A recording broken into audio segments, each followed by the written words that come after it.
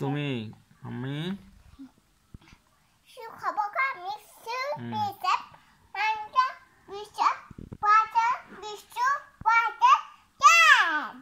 কোনটা কি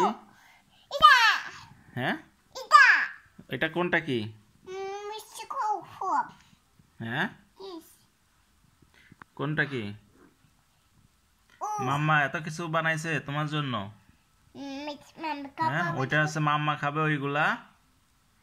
হ্যাঁ আর এইগুলা সব আমি খাবো আর তুমি খাবা তাই তোমার ভাইয়া কোথায় ভাইয়ার জন্য কি আছে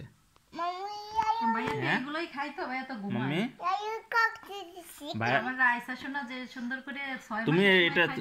এটা তোমার রেসিপি